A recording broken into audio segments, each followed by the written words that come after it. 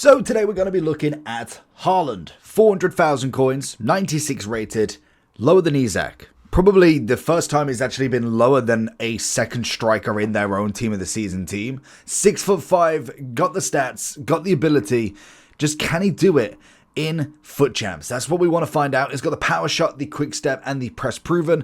I think, yes, if we could have got a finesse instead, would have been really nice. And he is just one rated high enough away from that finesse shot plus, which could come from the season. It's such a shame, but we have all the roll plus pluses that we need. He's obviously got himself the 4-star, 5-star, 6'5", left-footed.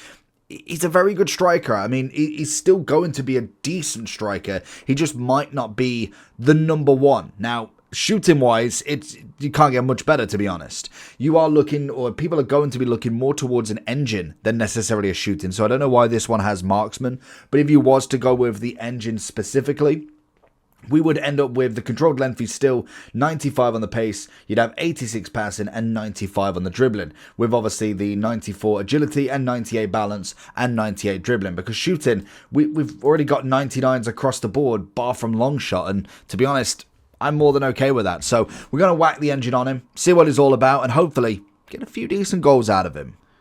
Good play. Little one to James, looking back for a bit of Haaland. Goes through, gets the tap, and it's enough. Somebody get the ball over the line. There he is. Touch. Gets the assist. Somebody get the shot. CR7. Always go for it. You love to see it. It's a level double rebound into it. Haaland getting the space, which was always nice. Obviously, he's found by Hullet, I think, to start with. And it's just a bit of luck dropping to CR7, to be honest with you.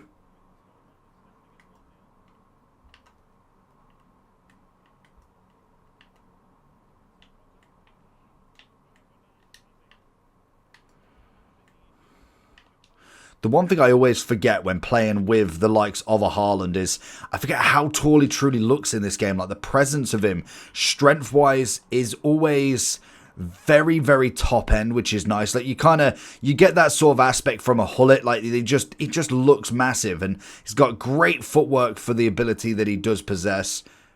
Little bit. There it is. Oh, I wanted that one. No, I wanted it to him straight away. He's got wonderful footwork. That's one thing that I do like from him. He's absolutely fantastic with getting that ball to everybody. It's the little turn. It's enough to really throw somebody off balance, especially being so tall. It works really, really well.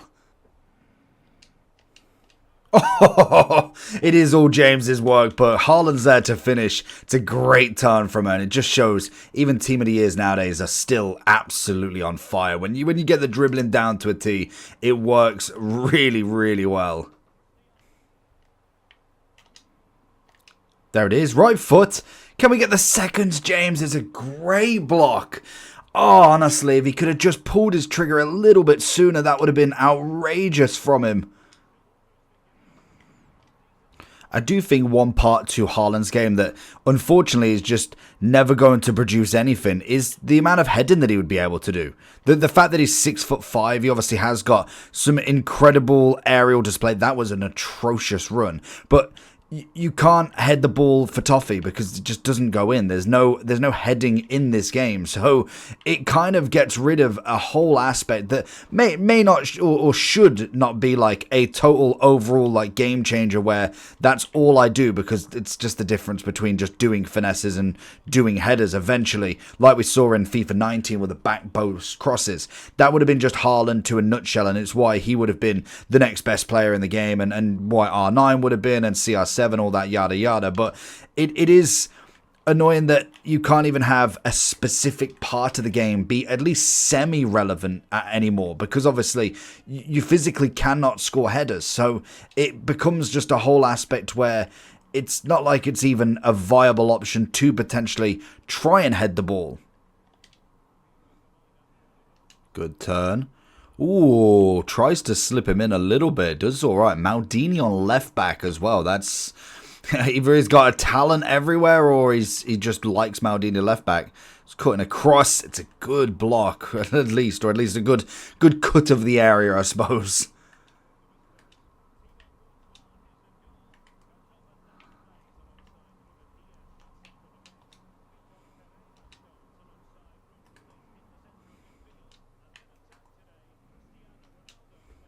into him. Gets the touch out wide, looking for the power across. Should have maybe gone for a power shot there. Might have been able to get something, but I think it was a hit and hope more than anything. I could kind of see the difference, like having to play with Isak relatively recently in comparison to right now. I mean, it's only been a couple of games, so I mean, I could kind of get that maybe I just had a sensational game with one and maybe not the other, but regardless, like, you can normally tell the difference between a player, and Isak was an absolute gem. Like, you definitely could tell the difference in terms of the striking capabilities. There's going to be the goal. That's going to be the first, at least, for this game, and I think tap-ins and shooting is going to be good. It's not necessarily that what I'm looking for, funnily enough. Like, goal-wise, I know Haaland can score goals. I don't think anybody would question him being able to score. He's got 98 shooting. That should be irrelevant completely. It's the overall game, how he feels to play, how he gets the goals is going to be the big question. And I think he's going to struggle a lot more than what Isak did in terms of being able to create your own as well. I think that is another thing that Isak was just clearly better at as such. I think he's a great hold-up player. Like, he clearly can spin the ball on a two-pence. He's got that capabilities in him, but it's just the creative side. I think he can feel a bit blocky at times, which is kind of, I could kind of see where the money would go with that. Now we're getting better and better players with better playstyle pluses, better attributes, better stats everywhere, and especially like the looks of some strikers that have now got the evolutions of having the finesse shot plus and all of them, that they just are going to feel better. So it's going to be that almost the players that have that capability of being a solid player but just don't have the attributes are going to struggle big time. So it could be just a big one for Haaland this time round, where we've just got better strikers, unfortunately, and that really comes into it, that we just didn't have the strikers last year or the year before that really could merit his level. And to be honest, it could have just been a better meta game for him, to be honest. Into his feet. Let him turn. That's got to be. That is dreadful, Haaland. That should have been an easy goal, to be honest. That's absolutely poor. I had the power, the pace, everything right on that. That should be no question of a goal, to be honest. That's actually really poor. Is he offside? I think he is.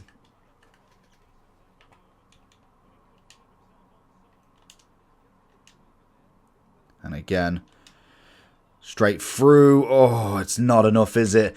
Again, we could do with the low driven, like that would have been perfect for a low driven shot there or something different, but all we've got is the power shot, and as much as I like it, it's a good play style plus, it's not everything, to be honest, and CR7 is just showing up right now. See, this would be the perfect zone to get that head. Oh, imagine. That would be the perfect zone to be able to get a header in or something, just to add a bit of flair to the game. But unfortunately, it is just non-existent when it comes to it. Oh, get the ball, please. Straight into his feet. Finds the shot again. Maybe could have took it a touch forward, but still made a good save from Rulli there. Look for the fake out. Nice.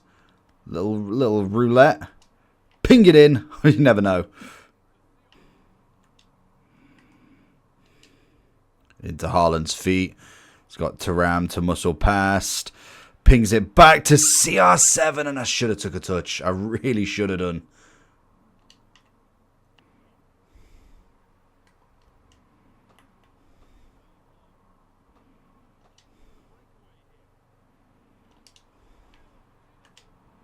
Oh, gets the assist work, but it's very, very nice work from CR7. It just shows certain level of striker is worth its weight in gold at times.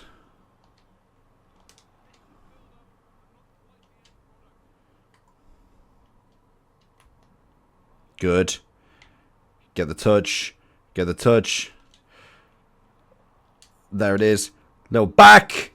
beautiful. Holds the ball. That is sometimes that, like I say, the heading is always a great aspect for a tall striker, but also the physicality gain from him is absolutely massive for a striker like Haaland. Good play there. Oh, he's absolutely spun me. I thought he planted and he couldn't move, but clearly did very, very well.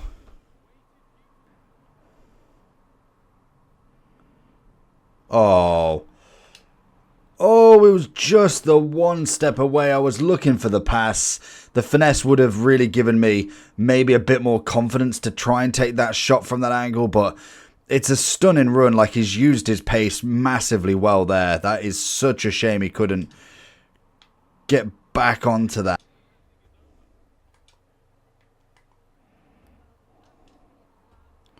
Ooh, is it a good ball? Oh, it's not enough for CR to get through there. Could have just weighted it that slight bit better from myself. Good push. Haaland's in pursuit. Nice. There. Oh, I just wanted him to run a little bit more. Good. Could this be CR7? Drop it into him. Get the shot, and it's not enough. We're going into the overall for him then. So we're looking at, what, 427, give or take. He seems to be around the 400 to 430 sort of mark. And to be honest, I could see why. Compared to Isaac, I must admit, there is more of a...